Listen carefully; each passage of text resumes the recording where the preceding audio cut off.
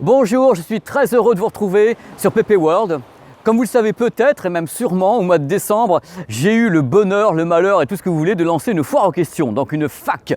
Je me suis dit, la chaîne est toute récente, on va avoir 4 questions, non, 600 questions. Alors d'abord, merci. Alors comment on va faire? D'abord sur la chaîne elle-même, sur la page, j'ai répondu pas mal de questions comme ça, j'ai répondu pas mal de questions en live. Et autrement, j'ai regroupé, ce que j'ai fait, c'est que j'ai regroupé les questions par thématique. Il va donc y avoir des vidéos comme celle-ci en janvier, février, mars, soit avec des reportages, soit avec des speeches, soit avec des billets d'humeur. J'ai pris en note toutes vos questions. Et dans toutes vos questions, il y en a une qui revient tout le temps. Je ne pensais pas, mais c'est celle-là qui revient. C'est mais qui es-tu? Quel est ton parcours, donc tes études, avec qui as-tu couché et tout, pour en arriver là, quoi. Qu'est-ce que tu as fait pour faire ce que tu fais actuellement? Alors voilà, je vais répondre à cette question-là, principalement parce qu'elle est revenue, mais peut-être 200 fois. Voilà. D'abord, j'étais un petit peu surpris. Ouais, j'ai été surpris parce que j'étais persuadé, comme un con, hein. Je me suis dit, les gens qui viennent sur cette chaîne, c'est parce qu'ils me connaissent un petit peu. Et j'ai eu plein de gens qui me disent, mais qu'est-ce que tu fais dans la vie? Où est-ce que tu travailles? Voilà, je suis journaliste. Je suis journaliste high-tech depuis maintenant quelques années, donc je n'ai pas 70 ans non plus, hein, arrêtez. Ça fait 20 ans que je suis journaliste. High-tech donc, mais je vais vous expliquer comment ça s'est passé, parce que c'est peut-être ça qui vous intéresse en disant, mais ce mec il vient d'où, il fait quoi, comment il est, et comment il sait des choses quelquefois alors qu'il est tout vieux et tout. Alors moi, contrairement à beaucoup de mes confrères, très important de le savoir, contrairement à beaucoup de mes confrères journalistes, je n'ai pas fait d'école de journalisme. Je n'ai pas fait d'école d'électronique, j'ai été formé sur le tas, entre guillemets. Ça n'arrive pas souvent, mais j'ai vraiment été formé sur le tas. C'est-à-dire que je suis normand et j'ai fait des études parce que j'ai toujours aimé les langues appliquées, j'ai toujours aimé la philosophie, l'économie. Donc j'ai un bac éco, j'ai un doc d'anglais, j'ai eu la chance d'être élevé en français et en espagnol et d'avoir appris l'anglais très jeune, ce qui m'a permis de voyager beaucoup. Et avec ça en poche, je dis mais qu'est-ce que tu as envie de faire alors que depuis que je suis gamin, j'aime l'électronique, je m'amuse avec tous les produits, je démonte tout, j'ai envie de tout savoir. Je dis, il faut que je trouve une solution, c'est pas possible. Et un jour, bénédiction, j'ai trouvé dans un magazine que je lisais, donc il y a 20 ans, j'ai trouvé une petite annonce disant écoutez, qui que vous soyez, si vous voulez vous faire la main à écrire sur des matériels, venez nous voir. Alors moi j'ai pris ma petite voiture, hein, comme un provincial, et je suis arrivé sur la capitale. Et j'ai tenté ma chance dans un magazine qui à l'époque c'était la Nouvelle Revue du Son, son vidéo mag. J'ai tenté ma chance et figurez-vous que j'ai un patron qui a été suffisamment pour m'engager et dire voilà, moi je crois en toi. Moi j'étais ah bon, pourquoi? Bah parce que t'es taré. Moi je dis ouais d'abord et on va te former. Alors d'abord ce qui s'est produit, c'est que pendant 2 ans à peu près, avec un monsieur qui s'appelle Patrick Verchères, on m'a appris à écouter le son. Parce que le son, il faut apprendre à écouter un son. On m'a appris à écouter le son, on m'a appris à rédiger des articles, on m'a appris à faire mon métier de journaliste, à enquêter, à faire des tas de trucs que je ne savais pas faire. Moi j'ai une formation littéraire et un doc d'anglais en poche, tu vois, mais j'avais envie, je crevais de passion de pouvoir parler d'un caméscope ou d'un lecteur de CD à l'époque ou des premiers lecteurs de DVD, je crevais de faire ça. Donc on m'a appris à le faire. Et en même temps, bien sûr, je commençais à rentrer dans la profession, donc ça veut dire que j'ai commencé à être invité par des marques à des conférences de presse. Pour moi, c'était le bout du monde. Je découvrais une autre planète, j'étais super content. Et je viens de ma province, je suis invité à des conférences de presse, donc j'apprenais des trucs, on me prêtait des matériels, je les testais, je rendais les matos. En même temps, j'ai commencé à m'équiper, puisque quand j'ai commencé à gagner un peu d'argent, je me suis acheté des matériels, donc des beaux matériels, parce que bon, je voulais que ça soit à la hauteur de ma passion. Donc j'ai économisé, j'ai fait tout ce qu'il fallait. Et au fur et à mesure, j'ai commencé, entre guillemets, hein, ça a pris du temps, à me faire un nom. Alors ça c'est le plus compliqué, c'est se faire un nom dans cette profession. J'ai travaillé aux années laser également pendant 8 ans, mais je n'ai jamais eu un seul magazine, ni un seul patron. J'en ai toujours travaillé sur 3-4 trucs en même temps. Donc voilà, là, vous avez un petit peu mon parcours. Le mec, j'ai tenté ma chance. C'est-à-dire que quand il y a vous êtes nombreux à me dire mais comment et quelles études faut faire, j'en sais rien, puisqu'en fin de compte, j'ai répondu à une annonce et j'ai tenté ma chance pour faire ce métier. Et heureusement, ça a fonctionné, mais ça aurait pu foirer, j'aurais pu pas être à la hauteur. Je suis pas Superman, j'ai beaucoup de lacunes. J'ai appris. Et de vous à moi, puisque ça fait 20 ans donc, que j'ai commencé ce métier, j'étais vraiment tout jeune, j'étais gamin. Pendant 10 ans, ça a été bien, j'ai appris beaucoup de choses, j'ai beaucoup voyagé déjà pendant 10 ans, mais entre guillemets, ça n'a pas été l'explosion de la carrière, c'est pas ça le truc. Pendant 10 ans, j'ai travaillé doucement, j'ai appris, encore une fois j'ai appris, je me répète. Et à un moment donné, je crois que une des plus grandes chances dans ma vie, ça a été, mis à part le fait d'avoir plein de magazines sous le coude, hein, parce que je travaillais sur Studio Ciné Live, je travaillais sur Prestudio Vidéo, je travaillais sur son Vidéomag, IFI Vidéo, beaucoup de magazines qui faisaient appel à moi. Et à un moment donné, ce qui devait arriver est arrivé. François Sorel m'a dit, bah écoute, t'as l'air taré, est-ce que tu veux pas venir faire un tour à RMC pour faire de la radio avec moi? Moi, j'ai dit, attends, si tu me ramasses la gueule, je me ramasse la gueule. Hein. Donc je suis allé à RMC et j'ai commencé à faire avec François Sorel De quoi je me mail. À RMC, donc une émission high-tech, François m'a appris à faire de la radio, alors que j'avais fait de la radio libre quand j'étais super gosse, quoi. J'ai fait de la radio libre pour me faire la main, mais personne ne m'apprenait quoi que ce soit, j'ai appris sur le tas la radio libre. Tandis que là, j'avais vraiment un professionnel, donc quelqu'un de RMC, qui savait faire de la radio depuis 20 ans, qui m'a dit « je vais t'apprendre ». Et c'est ma chance de ma vie en fin de compte, parce que vous avez, dans ce petit truc où vous apprenez des trucs sur moi, même si j'aime pas trop parler de moi, en fin de compte ça a été qu'un concours de circonstances, c'est-à-dire que moi je suis pas tombé du ciel en étant une super tête, un mec qui avait réussi à l'école de journalisme, mais non, j'ai rien fait de tout ça, j'ai eu de la chance de tomber sur des gens qui ont vu quelque chose, que moi je voyais pas de toute façon, hein, ont vu un mec qui avait soi-disant un potentiel, et ils m'ont appris des trucs. C'est eux qui sont responsables de tout ce qui se passe dans ma carrière, c'est François Sorel, c'est Patrick Verchères, ces gens-là qui m'ont aidé, et il y en a plein d'autres que je ne peux pas tout citer comme ça, qui m'ont aidé. Donc François m'a aidé à faire de la radio, à me perfectionner, et à un moment donné, moi je commençais déjà à beaucoup m'intéresser à la web TV, hein. C'est un truc qui m'a toujours branché, en même temps moi j'avais ouvert les réseaux sociaux, j'avais ouvert Facebook et autres. À un moment donné, François m'a dit, écoute, tu fais des émissions avec nous, maintenant j'aimerais te confier ton émission. J'ai dit, ouais, cool François. Cool, vas-y, on y va. Moi, je pétais de trouille. Qu'est-ce qu'il va me faire? Il m'a dit, on va te proposer une émission. C'est lui qui a trouvé le nom de l'émission, c'est François. Il m'a dit, on va te proposer de faire Power. Alors là, moi, je n'ai pas dormi de la nuit. Je dis, mais c'est quoi ce délire? Comment je vais y arriver? Et donc, j'ai commencé à penser Power avec Florian Beaufreton. Qui est aussi très important sur Power parce que Florian et moi, on a une différence d'âge d'à peu près 15-16 ans. Ça fait que Florian, c'est le côté très jeune et donc il a une vision de Power qui est très très jeune et qui moi me rajeunit également.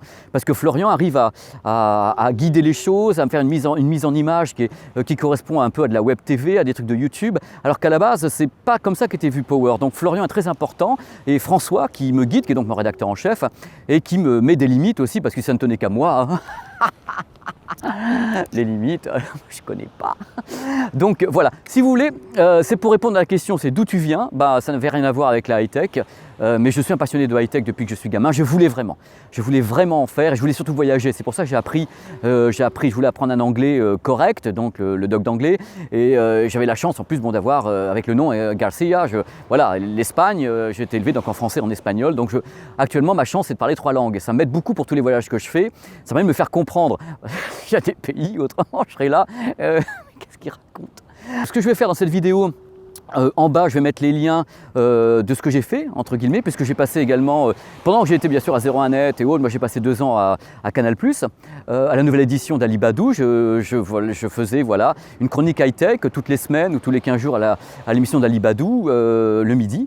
Donc c'était une grande expérience pour moi, je n'avais jamais fait une télé nationale en continu, parce que j'avais déjà été invité par des potes, hein, que ce soit Fabrice Colero à TF1, qui est un de mes amis, ou bien d'autres personnes qui m'ont demandé de passer, ou bien Fred Moulin de Canal. Mais là, c'était mon truc à moi, quoi. À vrai dire, c'était assez marrant parce que l'histoire de Canal+, c'était, on m'a invité après un CES de Las Vegas, un pote m'a invité, on dit ah, tiens, tu veux pas nous faire un compte-rendu du CES de Las Vegas sur Canal+. Moi, bien sûr, pas dormi pendant 3 semaines, l'horreur, je pleurais, j'étais mort de trouille. Je suis pas surhomme, j'étais mort de trouille. Et donc j'ai fait ce compte-rendu du CES de Las Vegas à Canal+. Et puis après, il y a les mecs qui sont venus me voir, me disent ouais, bon, là c'est pas possible, tu reviens quand? Je dis c'est une blague ou quoi? Vous voulez vraiment que je me repointe à dire des conneries?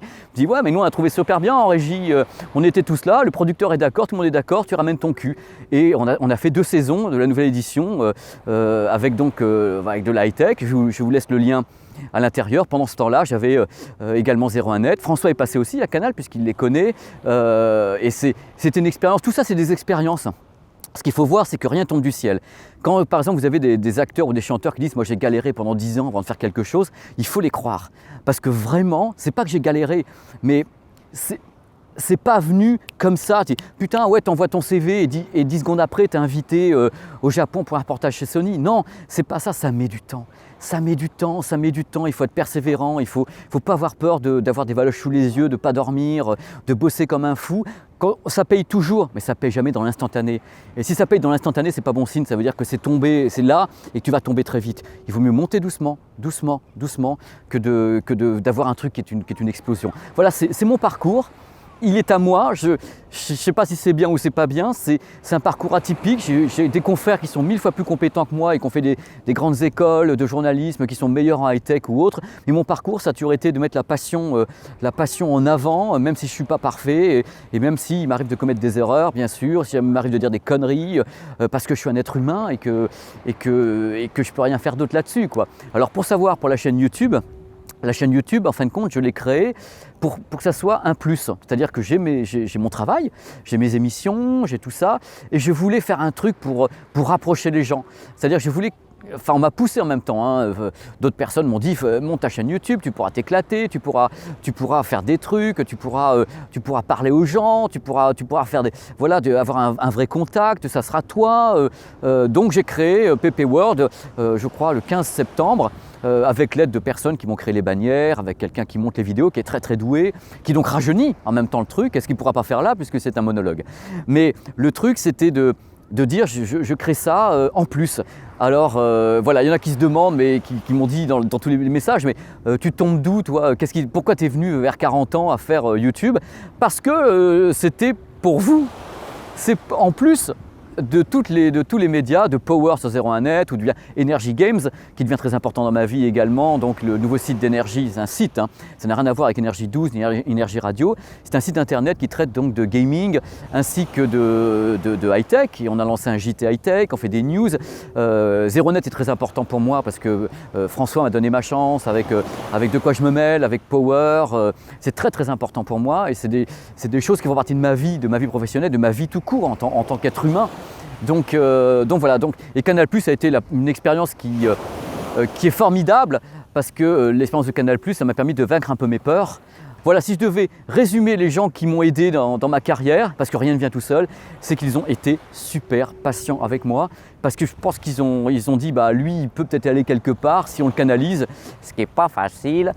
Et voilà, donc j'ai pris le temps et j'en suis là. Je ne sais pas, c'est à vous de dire si c'est cool ou pas cool. Moi, j'ai vécu mon parcours, c'est un parcours de rencontres, c'est un parcours de gens qui m'ont fait confiance, c'est un parcours de relations avec les gens qui me regardent ou qui me suivent, vous, quoi, parce que c'est très important. C'est pour ça que je réponds à tous les messages sur Twitter, sur Facebook ou bien sur cette page, mais j'essaie de savoir ce qui se passe. Je suis pas un mec qui lâche une vidéo et qui se barre, quoi. C'est pas mon truc. Donc il n'y a que pour 01net que je m'en occupe pas trop puisque c'est 01net, c'est pas ma plateforme. Donc 01net, en effet, eux gèrent les commentaires de Power. Moi je gère les commentaires de comme Canal+, je ne répondais pas aux commentaires sur les sites de Canal+, parce que ce n'était pas à moi de le faire, ils sont des gens pour le faire. Donc tout ce qui concerne les trucs qui me sont proches, ouais, je parle aux gens parce que ça permet de savoir où on en est, les gens te donnent des idées, te critiquent aussi, donc c'est super important parce que les critiques sont positives, t'apprends tout le temps en lisant les gens. Mais c'est des insultes, ça sert à rien, ça ne fait pas avancer les choses. Mais si c'est bon, Pépé, ça serait bien que tu fasses tel ou tel matos, ou j'ai pas compris ce que tu as dit, ou est-ce que tu es sûr de ça? Ça c'est super génial parce que toi en tant que journaliste, ça te pousse. Ça te pousse à faire des choses, ça te pousse à te dépasser. Et voilà, là on arrive à 15 minutes. Et je me dis, mais merde, je viens de faire 15 minutes avec mes loulous, il doit y avoir... Et vous êtes barrés depuis longtemps, mais c'est pas grave. Moi, je continue, j'ai été formé pour ça. J'étais formé pour parler, pour avoir une diction. Bon, voilà, c'était ce que j'avais à vous dire. Sur un commentaire sur deux, c'était ça, c'est d'où viens-tu, pourquoi, comment et pourquoi cette chaîne YouTube? Bah voilà, vous avez la réponse. Et cette chaîne YouTube, j'espère qu'elle durera longtemps. Je vous rappelle qu'elle n'est pas sponsorisée, c'est-à-dire que moi, je ne touche pas un centime dessus. Donc, c'est vraiment pour vous, uniquement pour vous. C'est moi qui la finance, c'est moi qui fait les choses parce que j'en avais envie, parce que je trouvais ça important et surtout ma liberté. Bon, merci d'avoir tenu, je ne sais pas si vous avez tenu. Si vous avez tenu, tant mieux. Si vous n'avez pas tenu, bah, vous n'aurez pas eu la réponse à toutes les questions. Voilà, moi je vous remercie d'être là et s'il y a des gens qui m'ont aidé dans ma carrière, qui regardent cette vidéo, sachez que bon, bah, je suis super grateful, je suis super reconnaissant d'avoir surtout eu de la patience. avec moi. Donc à bientôt sur cette chaîne, sur 01net, sur Energy Games ou ailleurs. Je crois que je fais une télé à Canal+, dans peu de temps, où elle est déjà passée, dans le journal des jeux vidéo de mon pote Fred Moulin. Et je suis super content, quoi. J'espère que ça durera longtemps, cette histoire entre vous et moi dans tous les cas. Allez, ciao, à très vite.